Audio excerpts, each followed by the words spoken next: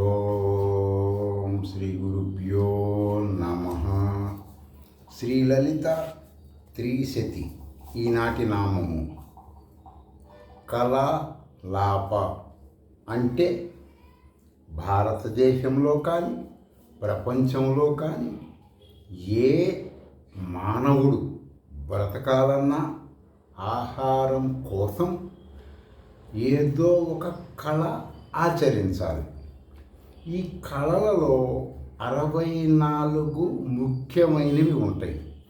ఈ 64 కళల స్వరూపం ఈ యొక్క కళాలాప అంటే 64 కళలు ఈ యొక్క రూపముగా ఉంటుందన్నమాట. తర్వాత 64 కళలకు అధిపతి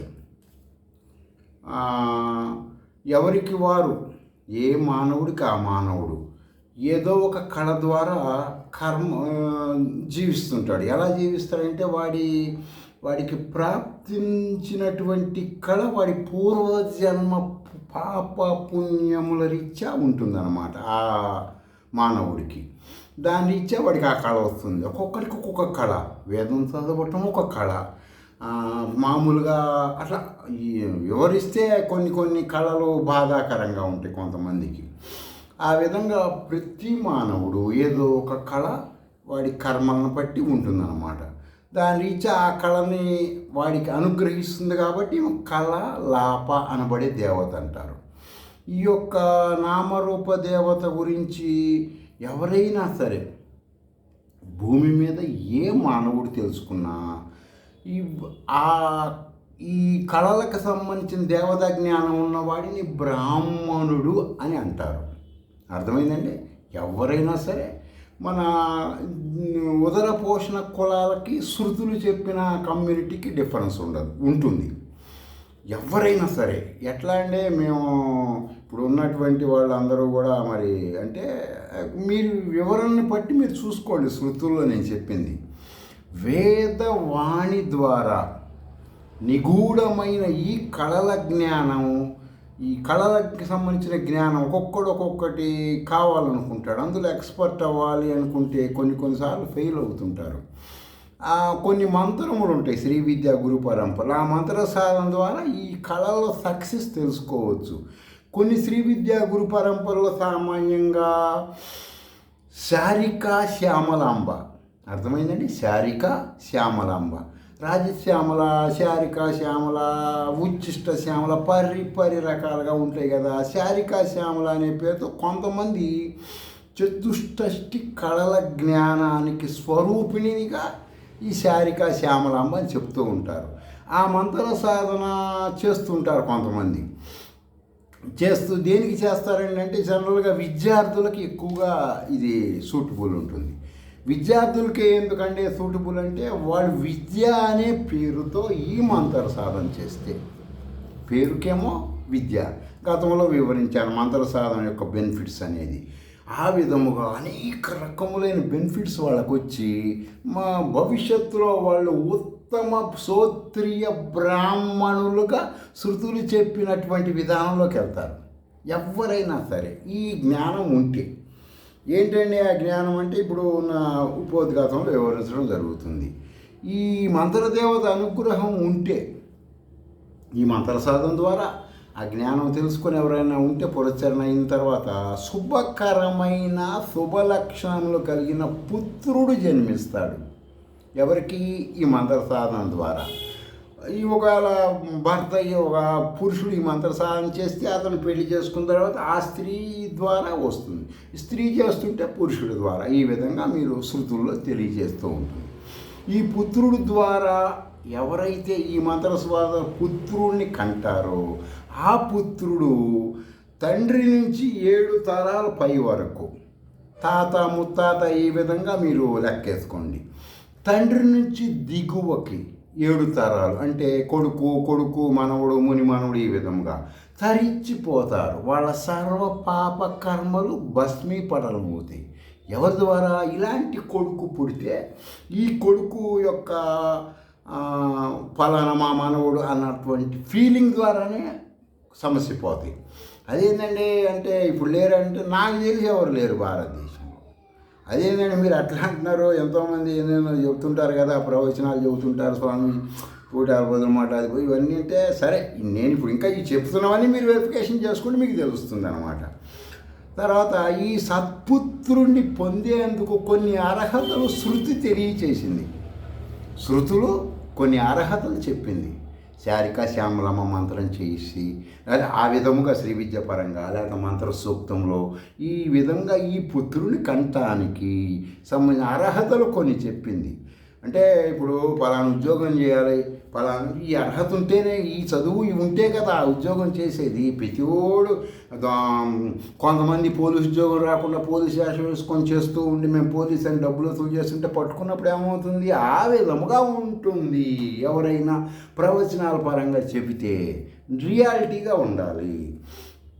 స్త్రీ పురుషులకి అంటే భార్యాభర్తలకి శృతి ప్రామాణిక శాస్త్రరీత్యా వివాహం అయిన వారికి అర్థమైందండి. ఫస్ట్ ఫండమెంటల్గా శృతి ప్రామాణికంగా వివాహం అయిన వాడు అర్హుడు. శృతి విరుద్ధంగా రకరకాలుగా అన్నమాట.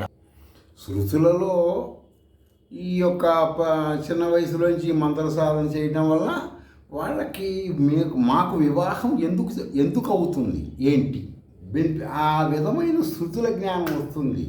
బ్రాహ్మణుడు అయిపోతుంది. అదేంటంటే బ్రాహ్మణుడు అని అంటారు, ఇప్పుడు లేరా బ్రాహ్మణుడు అంటే ఈ శృతి చెప్పిన ఈ జ్ఞానం తెలిసిన బ్రాహ్మణుని ఆత్మజ్ఞాని అంటారు, బ్రహ్మజ్ఞాని అంటారు, పరమాత్మ అంశ అంటారు. ఎవరిని? ఈ జ్ఞానం తెలిసిన వాళ్ళని. సరే, స్థావర జంగమాత్మకమైన సమస్త భూతాలకు అర్థమైందండి. ఈ స్థావరం అంటే అన్ని రకములైన ప్రాణులకి, చెట్లకి, వాటికి వీటికి సమస్త భూతములకి సారంభూతమైనది ఈ భూమి. అర్థమైంది. నేను కొన్ని దేశమాన కాలమాన పరిస్థితి కొన్ని చెప్పట్లేదు, మీరు క్లియర్గా ఎక్కడ ఉంటే చూసుకునే విధానం చెబుతాను. ఎందుకు చెప్పట్లేదంటే బాధ కలుగుతుంది, వాళ్ళు తట్టుకోలేరు సత్యం, ఉక్కిరి బిక్కిరి అయిపోతారు ఈ జ్ఞానం తెలిస్తే. అర్థమైందండి. కాబట్టి అన్నిటికంటే స్థావర జంగమాత్మకమైన సమస్త భూతాలకు సారభూతమైనది పృథ్వీ. అదే సూత్రం ప్రకారం మీరు ఒక్కసారి ఆలోచిస్తే అర్థమవుతుంది. భర్త ఉత్తమ స్త్రీని వివాహమాడాలి. అర్థమైందండి. ఎందుకని? ఆత్మజ్ఞానం కోసం. ఆత్మజ్ఞానం అంటే ఏంటంటే బ్రహ్మజ్ఞానం కోసం. బ్రహ్మజ్ఞానం అంటే ఏంటంటే నేనే విశ్వ చైతన్య పదార్థం అనే జ్ఞానం తెలుసుకోవటానికి స్వ అనుభవంగా. ఇది సబ్జెక్ట్ క్లుప్తంగా. నేటి చేసే మానక పరిమిత కంటే వివరణ స్త్రీ గురించి వివరణ ఇవ్వటం కుదరదు. పృథ్వీ అంటే భూమి అత్యంత శక్తివంతంగా ఉంటేనే శృతులు చెప్పిన పంటలు పండుతాయి. ఆలోచించండి, రెండు విధాలుగా ఆలోచించుకోవాలి. భూమికి సారభూతం జలం అంటే తల్లి తండ్రి ద్వారా జరిగే జనన కార్యక్రమం మిగతా వివరణ మీ శ్రీ విద్యా శృతి ప్రామాణ గురువుని అడగండి. తర్వాత వచ్చేసి ఈ జలానికి సారభూతం ఏంటండి? ఓషధులు. ఓషధులకి సారభూతం ఏంటండి? పుష్పాలు.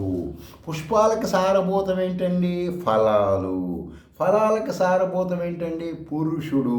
పురుషుడికి సారం ఏంటండి? వీర్యం. ఇక్కడ వచ్చేసి దీన్ని మీరు కొంత నేటి దేశమాన కాలమాన పరిస్థితుల నుంచి శృతుల జ్ఞానం లేని వాళ్ళకు, మేము ఆత్మజ్ఞానం కావాలనుకునే వాళ్ళకి వివరణ ఇవ్వడం జరుగుతుంది. ఇక్కడ స్త్రీ వచ్చేసి మనం మామూలుగా ఓషధులు అని చెప్పాం కదండి, అలాగే మా జలానికి సారభూతం ఓషధులు. ఎలాగో ఓషధులు అంటే చెట్లు, ఔషధాలు. ఆ విధంగా మన మానవ శరీరంలో ఉన్నటువంటి గుండెకాయ, బయట ఉన్నది మామిడికాయ, పనసకాయ, కొబ్బరికాయ. ఇది మానవుల్లో ఉండేవి గుండెకాయ. ఊపిరితిత్తులకు ఒక పేరు, దానికి ఒక విధంగా. మీరు మీ మిగతా మీరు ఆలోచించుకోండి. ఈ విధంగా ఉన్నప్పుడు స్త్రీకి వచ్చేసరికి పాలకాయలు అంటారు, స్తనముల్ని పాలకాయలు అంటారు ప్రకృతి పరంగా. పురుషుడికి ఏంటండి, వాడికి టెస్టోస్టెరాన్స్ అని ఉంటాయి కదా ప్రైవేట్ స్పాట్లో, వాటిని పొత్తరకాయలు అంటారు. అర్థమైందండి? పొత్తరకాయలు. స్త్రీకి పాలకాయలు ప్రకృతి పరంగా ఆ పేర్లు అన్నమాట. వాటిని వచ్చేసి ఈ యొక్క మంత్రదేవత జ్ఞానం కలిగినప్పుడు ఆ కాయలకి ఎప్పుడు పాలు వస్తాయి ఏంటి, ఈ పుత్రుడికి వచ్చేసి మగవాడికి వచ్చేసి టెస్టోస్టెరాన్ అనబడేటువంటి పుత్ర సంతానం కలగడానికి కారకమైన ఆ యొక్క కాయలలో ఎప్పుడు యాక్టివ్ అవుతాయి, వీటికి సంబంధించిన మన జ్ఞానం తెలుస్తుంది. ఈ జ్ఞానం స్వానుభవంగా పూర్వకాలం ఋషుల పరంపరలో వాళ్ళకి తెలుసు. అందుకే చూడండి, ఎవ్వరు కూడా ఆనాటి కాలంలో ఇంకా కొన్ని సంవత్సరాలు మాంతర సాధన చేసి ఆత్మసాక్షాత్కార్యం నేనే ఇప్పుడున్న వాళ్ళు ఎవ్వరు కూడా, నేను గతంలో కూడా చెప్తున్నా, ఆత్మజ్ఞానం కలిగిన వాళ్ళు ఎవరు లేరండి భారతదేశంలో. మీరే అవ్వచ్చు, ప్రయత్నం చేయండి అంటున్నా. ఇప్పుడున్నటువంటి ఏ ఆధ్యాత్మికమైన వృత్తులలో వివరించే వాళ్ళలో కానీ ఎవ్వరు ఆత్మజ్ఞానం లేరు, గుర్తుపెట్టుకోండి. మీరు అవ్వచ్చు. దానికి ఎట్లాంటి అవ్వాలంటే ఈ యొక్క ఫలకాయలకు సంబంధించింది, సంతానకాయలకు సంబంధించింది ప్రకృతి పరంగా అనుష్ఠానం మంత్ర సాధన శ్రీ విద్యాపరంగా వస్తే మీకు అవగతం అవుతుంది. ఈ జ్ఞానం తెలియటువంటి దుర్లభమైనటువంటిది, ఎవరికి తెలియదు. ఎవడు ఏ చదువుకుని ఫలాంగా చదివారండి, ఇది చదివారండి, వాడది 64 కళ్ళలో ఒక కళ, అది ఉదర పోషణార్థం మాత్రమే గుర్తుపెట్టుకోవాలి. ఏ వేషధారి అయినా సరే, ఏ పూసలదారి అయినా సరే ఉదర పోషణార్థం అని మీరు ఫిక్స్ అవ్వాలి. శృతులు చెప్పినాయి కాబట్టి నేను చెబుతున్నాను, ఆ మాట నా పాండిత్యం కాదు.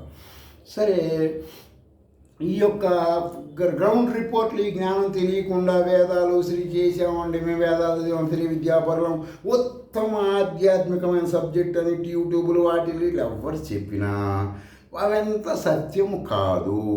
శృంగారము పుణ్యకర్మగా భావింపకుండా, శృంగారం అనేటువంటిది ఈ మంత్ర సాధన ద్వారా తెలుసుకొని అది ఒక పుణ్యకార్యముగా భావించకుండా ఏ మానవుడైనా, మిగతా మానవుల గురించి నేను వివరించట్లేదు, ఎందుకంటే వాళ్ళకి వేదాలు తెలియకుండా, వేద భాష్యాలు తెలియకుండా, శ్రీ విద్యా జ్ఞానం లేకుండా, తర్వాత వచ్చేసి ఈ యొక్క అనేక రకాల ఆధ్యాత్మిక పరంలో ఉన్నతమైన కొంతమంది అనుకుంటూ ఉంటున్నారు, ఉన్నతమైనది ఈ జ్ఞానం, అది జ్ఞానం, ఈ జ్ఞానం, రకరకాల పేర్లతో.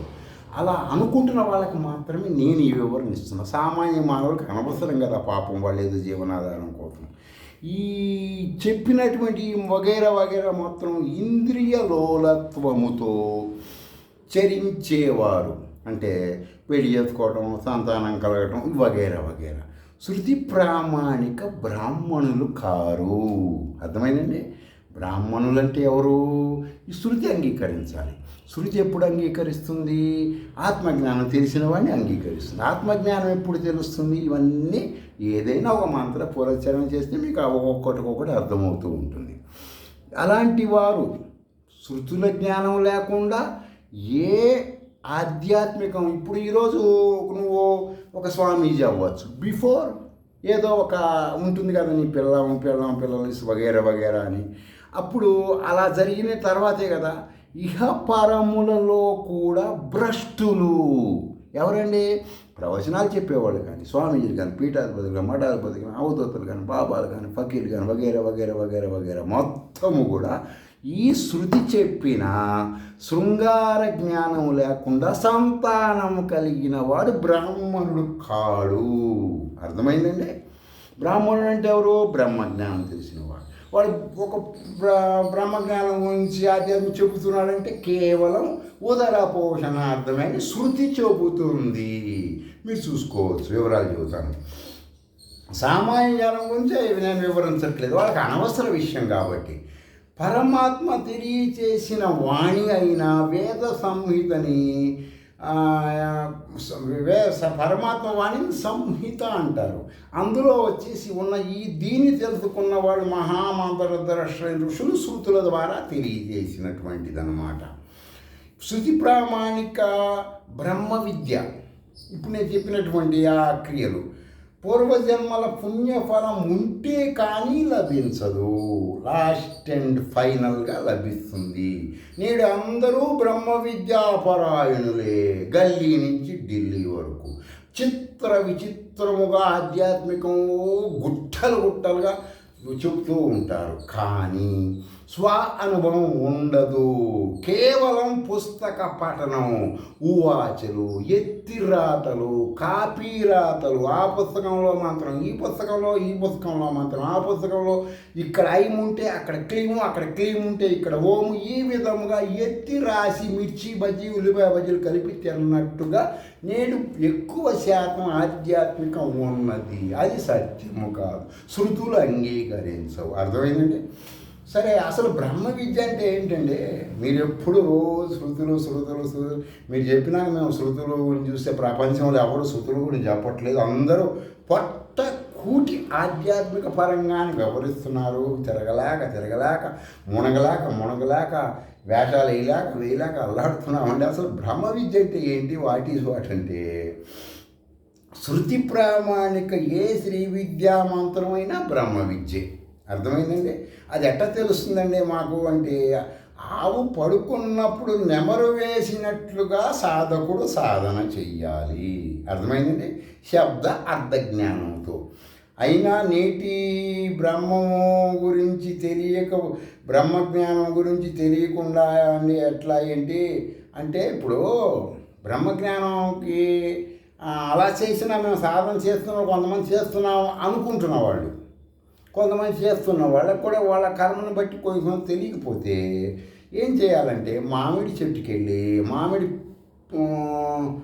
పూత వస్తుంది కదా, పూత తినండి, తర్వాత పిండి తినండి, కాయ తినండి, పండు తినండి, టెంక చీకండి. ఏ రుచులు ఉన్నాయో బ్రహ్మజ్ఞానము ఆ విధముగా లాస్ట్ దాకా అన్వేషించగలగాలి. ఇదే ఆఖరి జన్మ, ఇదే అంతిమ జన్మ అని ఆలోచించాలి. అర్థమైందండి? సరే, ఆ విధంగా ఆ సూత్రాన్ని, ఆ మామిడికాయల సూత్రాన్ని పరంగా కానీ అట్లా ఇట్లా చూస్తే అజ్ఞానం పోయి జ్ఞానం వస్తుంది వాడికప్పుడు. ఎట్లా అంటే, పూర్వకాలంలో బ్రహ్మ విద్య బ్రహ్మజ్ఞాని అయినా ఇప్పుడు ఈ మొత్తం ఈ విధానాలన్నీ బ్రహ్మసూత్ర భాష్యంలో వివరంగా చెప్పారు చాలామంది.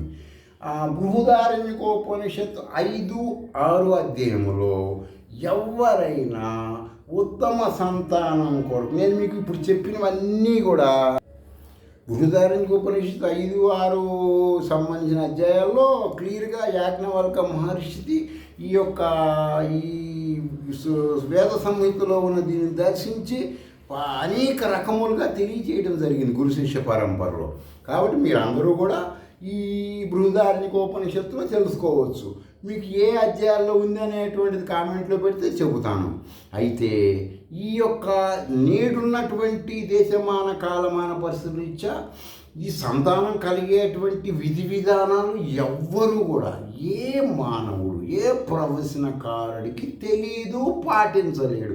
ఎవరైనా ఇంద్రియ సుఖము కొరకే సంసారం చేస్తారు. అర్థమైందండి? ఉత్తమ సంతానం కోసం చేసేవాళ్ళు నేనెంతవరకు చూడలేదు 60 సంవత్సరాల్లో. ఇంకా అంతకుమించి నేను వివరించడం బాగుండదు. అయితే బ్రహ్మ విద్యా జ్ఞానాన్ని మీరు తెలుసుకొని ఆచరించుకోవచ్చు, కానీ వివరించకూడదు ఎవ్వరికీ కూడా. ఈ జ్ఞానం నేను మీకు చెబుతున్నాను కదా, ఇది గ్రౌండ్ రిపోర్ట్గా మీరు తెలుసుకోగలుగుతారు శృతుల ద్వారా, కానీ వివరించకూడదు. ఎందుకని వివరించకూడదండి? శృతిలో చెప్పింది కదా, శృతిలో చెప్పింది చెప్తే తప్పేముందండి? భారతీయులకు శృతిలే కదా ప్రామాణికం, పొట్టకూటి పురాణాలు కాదు కదా అంటే కరెక్టే. కానీ కొన్ని కాలములు ఇచ్చే చెప్పకూడదని శాస్త్రంలోనే ఉన్నది. ఎందుకు ఉన్నదండి? ధనవంతుడికి రాజకీయ నాయకులకి వాళ్ళకి బ్రహ్మ విద్యా జ్ఞానం చెప్పకూడదు. మీరు వాళ్ళు ఏది అడిగినా మీ దగ్గరికి వచ్చి మీరు తెలుసుకోవచ్చు, ఉన్నతమైన జ్ఞానం ఉండొచ్చు. కానీ మీ దగ్గరికి ఎవరు వచ్చి అడిగినా సరే వాడు ఏది అడిగితే అదే బ్రహ్మ విద్య అనాలి. అదేనండి, ఎందుకు అనాలండి బ్రహ్మ విద్య అంటే? ఇంద్రుడికి దద్య మహర్షి అనే ఒక ఋషి దగ్గరికి వచ్చి, అయ్యా ఋషి గారు, నేను దేవతలు రాజును కదా, సో ఏదైనా సరే మానవులనైనా దేవతనైనా వణికించటంలో నేను ఎక్స్పర్ట్ని, నాకు బ్రహ్మ విద్య మీద బాగా ఇంట్రెస్ట్ ఉంది, శృతుల ద్వారా తెలుసుకున్నాను, అది చెప్పండి అంటాడు. అప్పుడు ఈ మహర్షి చిన్నపిల్లవాడి మనస్తత్వం అమ్మ, చైల్డ్ మెంటాలిటీ, ఉన్నట్టు చెబుతాడు బ్రహ్మ విద్య గురించి. ఏంటంటే ఉన్నదున్నట్టు చెప్పడం బ్రహ్మ విద్య, శృతుల్లో ఉన్నది అంతే కదా చెప్పాలి. కొంచెం పార్వతీదేవి శివుడికి చెప్పిందనో, లక్ష్మీదేవి విష్ణుమూర్తికి చెప్పిందనో, మన్మధుడికి పార్వతి చెప్పి ఇలా పులిహార కలపకూడదు కదా, శృతులు ఉండవు కదా. శృతిలో ఉన్నది ఉన్నట్టు చెప్పాలి కదా. ఏం చెబుతాడు ఈ ఇంద్రుడికి? జగత్తు మిథ్య, సర్వనామరూపాత్మకమైన మిథ్య, పరబ్రహ్మం ఒక్కటే సత్యం అని యథార్థ బ్రహ్మ జ్ఞానం చెప్పాడు. దానికి ఆ ఇంద్రుడు ఏంటిడు ఇట్లా చెబుతాడు, నా పేరు, నా పదవి, నా భోగభాగ్యాలు అసత్యమా? అసత్యం అంటాడేంది? నా శచీదేవి ఎంత అందగత్య, అప్సరసలా అందగత్య కనపడుతుంది కదా, ఇదేంది అసత్యం, అది సత్యం కాదు అంటాడేంది? నన్ను చూసి అందరు గడగడలాడుతారు కదా, ఇదంతా పులిహార అంటాడేంది ఈ ఋషి అని చెప్పి, నీకు ఒక వార్నింగ్ ఇస్తున్నాను, గుర్తుపెట్టుకో, ఋషివి కాబట్టి నేను సైలెంట్గా వెళ్తున్నాను, ఇంకొకనే తలకాయ తీసేసేవాడిని, నేనేం చేయకుండా వెళ్తున్నాను, ఇంకొకసారి ఎవరికైనా నువ్వు బ్రహ్మజ్ఞానం చెప్పావంటే ఏం చేస్తానో తెలియదు, జాగ్రత్త అని వార్నింగ్ ఇచ్చి వెళ్తాడు అనమాట. అంటే ధనవంతులకు కానీ రాజకీయ నాయకులకు కానీ అహంకారం వాడికి బ్రహ్మ విద్య చెప్పకూడదు. ఎందుకని? వాడు తట్టుకోలేడు, అప్సెట్ అయిపోతాడు. ఎందుకని అప్సెట్ అవుతాడు? నా భార్య అమర సుఖం ఇస్తుంది అంటాడు వాడు. కానీ పరిణామక్రమములో అన్ని ఓడలు ఒడిలిపోయి కర్ర పట్టుకొని నడిచే స్థితిలో బ్రహ్మజ్ఞానం ఉన్నవాడికి ఆ స్త్రీ కనపడుతుంది, వాడు అదే నిజం చెబుతూ వీడు నమ్మడు, కాబట్టి చెప్పకూడదు అంటాడు. ఈ రోజు నుంచి ఎవరికైనా బ్రహ్మ విద్య చెప్పామంటే ఇంక నీకు మామూలుగా ఉండదు అంటాడు. ఇంక సరే ఎందుకు వచ్చిన వాళ్ళని చెప్పడు. ఇవి శృతిలో కూడా ఉంటాయి. ఉత్తమ సాధకులు కొంతమంది ఏమంటారు, ఏమంటే మేము పంచదశి చేస్తున్నాం, అది బ్రహ్మ విద్య కదా, ఆ పుస్తకంలో రాసిందండి, షోడశి బ్రహ్మ విద్య కదా, రాజరాజేశ్వరి బ్రహ్మ విద్య కదా, బాల బ్రహ్మ విద్య కదా, ఆ పుస్తకంలో ఉంది, ఈ పుస్తకంలో ఉంది అంటూ ఉంటారు. సరికి అన్నిటికీ సరే అంటమే, కరెక్టేనా, అది బ్రహ్మ విద్య భోగమోక్ష కానినా. ఎందుకని? నీకు తెలిసినటువంటి రుచి నువ్వు చెప్తే కూడా ప్రపంచం వాటిని అందుకే ఏమంటారు, ఋషుల జ్ఞానం ఉన్నవాడు మూసుకొని సైలెంట్ కూర్చోమంటారు, వివరిస్తే తట్టుకోలేరని. సరే, ఎవరు కూడా శృతుల జ్ఞానం తెలుసుకోమని చెప్పాలి. కానీ ఏ మానవుడైనా శృతుల జ్ఞానం తెలుసుకుంటే గల్లీ నుంచి ఢిల్లీ వరకు ఎవడైనా సరే శృతుల జ్ఞానం తెలుసుకుంటే ప్రవచనాలు వినడు, మఠాధిపతుల దగ్గరికి వెళ్ళడు, పీఠాధిపతుల దగ్గరికి వెళ్ళడు, అవధూతలు, బాబాలు, ఫకీలు, దండాలు, దశకాలు, కొబ్బరి చెప్పులు, బెల్లం ముక్కలు ఏమీ చేయడం అన్నమాట. చేయకుండా అన్నీ మేలకుండా ఉంటాడు. సరే, ఈ పరమాత్మకి సంబంధించిన ఈ సంతాన జ్ఞానం తెలుసుకునేటువంటి ఎవరైతే ఈ మంత్ర సాధన ద్వారా, ఈ శారికా శ్యామల మంత్ర సాధన ద్వారా వాడికి జ్ఞానం బాగా తెలుస్తుంది. జ్ఞానం తెలిసిన తర్వాత వచ్చేసి వాడు ఏం వివాహం చేసుకోవాలంటే అసలు ఎంత డీప్ సబ్జెక్ట్ ఉందంటే, బృహదారజ్యోపనిషత్తులో సంసారం ఎలా చెయ్యాలి, స్త్రీ పురుషుడితో ఎలా ఉండాలి, పురుషుడు స్త్రీతో ఎలా ఉండాలి, ఏది సంసార సమయంలో వాళ్ళు అలా ప్రవర్తించేటప్పుడు జరిగే విషయంలో జరిగే ఫీలింగ్స్, సూర్యుడి నుంచి ఏమొస్తాయి, చంద్రుడి నుంచి ఏమొస్తాయి, అగ్ని నుంచి ఏమొస్తాయి, ఆ పుట్టబోయే శిశువుల తొడలలో సూర్యశక్తి ఎలా వస్తుంది, మనసులో చంద్రశక్తి ఎలా వస్తుంది, అవన్నీ శృతుల్లో ఉంటాయి. కాబట్టి బృహదారణ్యకోపనిషత్తులో మీరు ఈ జ్ఞానం తెలుసుకోండి, మిమ్మల్ని మీరు ఎడ్యుకేషన్ చేసుకోండి. చరమ దశే ప్రాప్తే, జన్మ లేని వాడికి మాత్రమే ఆత్మజ్ఞానం సబ్జెక్ట్ తెలుస్తుంది. ఇక్కడ మీరు ప్రతి సంఘటనని మీరు ఒక్కసారి బిఫోర్, బిట్వీన్, ఆఫ్టర్, అంతేగాని కొన్ని హార్మోన్స్ ఇంజెక్షన్స్ ద్వారా పుట్టబోయేటువంటి అద్భుతమైనటువంటి పరమాత్మ జ్ఞానం తెలుసుకునే వాళ్ళకి ఆ శిశువుకి పాలకాయల ద్వారా అమృతం ఇచ్చేటువంటి ఆ జ్ఞానాన్ని కొంతమంది ఉదర పోషణార్థం సినిమాలలో, టీవీలలో వగైరా వగైరా వగైరా 12 సంవత్సరాలకే ప్రదర్శిస్తూ ఉంటారు. అదే జీవనాధారంగా చేసుకోవడం ఎవరి స్వలాభం, ఎవరిష్టం వాళ్ళది. కానీ సంతానం నేను ఏదో అయిపోయింది, నా కర్మ ఇది, నా పూర్వీకులు 7 తరాలు, నువ్వే నీ పూర్వీకుల రూపంలో ఉంటావురా అని శృతి చెబుతుంది. నువ్వే నీ యొక్క వారసుల రూపంలో 7 తరాలు మళ్ళా పుడతావు అని చెప్తుంది. 7, 7, 14, నీదొకటి 15. 1500 సంవత్సరాలు తరించిపోయేది ఉత్తమ సంతాన జ్ఞానం కలిగితే.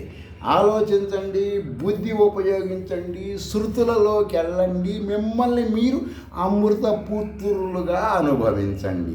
అంతేగాని ఎవరి దగ్గరికి వెళ్ళి మీ తలకాయి ఏ రంగు వేషం వాడి పాదాల మీద పెట్టినా పరమాత్మ పాదాలు ఉన్నటువంటి ఈ స్థానం వాడి కాళ్ళ దగ్గర పెట్టి ఏదో ఎవడి ఫీలింగ్స్తోనో క్రియేట్ అయినటువంటి ఆధ్యాత్మికాన్ని నమ్మద్దు.